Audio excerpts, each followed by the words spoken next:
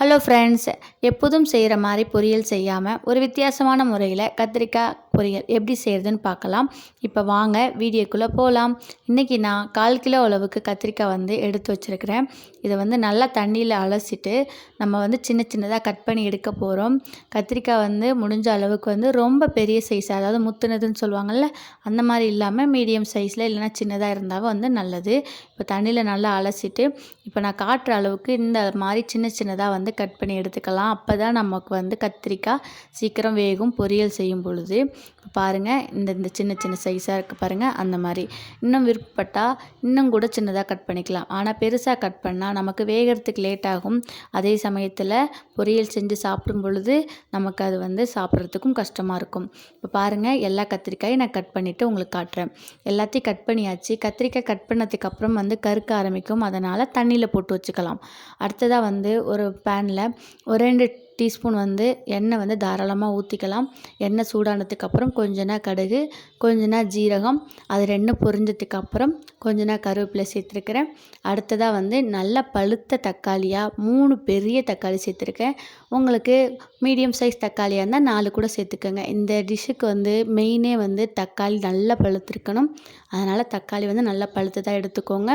தக்காளி கூடவே நான் ஆல்ரெடி கட் பண்ணி வச்சுருந்த கத்திரிக்காய் அதையும் ஒன்றா சேர்த்துக்கலாம். ரெண்டுமே ஒன்றா சேர்ந்து வதங்கும் பொழுது நமக்கு வெந்து சீக்கிரம் வந்துடும். தக்காளி வதங்கினதுக்கப்புறம் கத்திரிக்காய் சேர்க்கணும்னு அவசியம் இல்லை. தக்காளி போட்டுட்டு அது கூடவே நம்ம கத்திரிக்காயும் சேர்த்துக்கலாம். அப்போ தான் நமக்கு ரெண்டுமே ஒன்றா சேர்ந்து வெந்து வந்துடும். இப்போது கத்திரிக்காயும் தக்காளியும் ஒரு 5 நிமிஷம் போல் எண்ணெயிலேயே பிரட்டி கொடுக்கலாம்.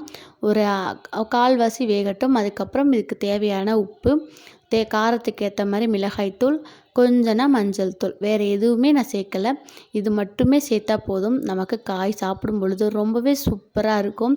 நார்மலாக என்னைக்காச்சும் சோம்பலாக இருக்கிற நாளுக்கு நாக்குக்கு நல்ல ருசியாகவும் அதே சமயத்தில் வேலையும் கம்மியாக செய்யணும் அப்படின்னு நினைக்கிறீங்கன்னா கண்டிப்பாக இந்த பொரியல் செஞ்சு தயிரோ இல்லைன்னா ஒரு ரசமோ வச்சு சாப்பிட்டு பாருங்கள்.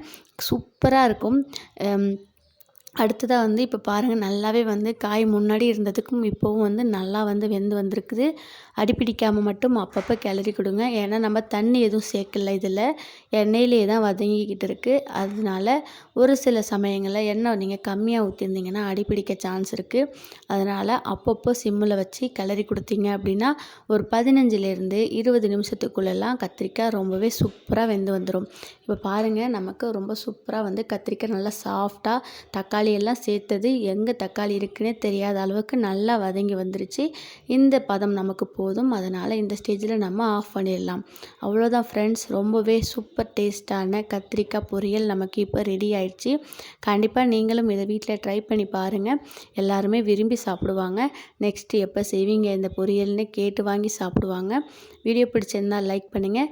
நீங்கள் இதான் ஃபஸ்ட் டைம் நம்ம சேனலில் பார்க்குறீங்க அப்படின்னா சேனலை சப்ஸ்கிரைப் பண்ணுங்கள். உங்களுடைய ஃப்ரெண்ட்ஸ் அண்ட் ஃபேமிலிக்கு ஷேர் பண்ணுங்கள்.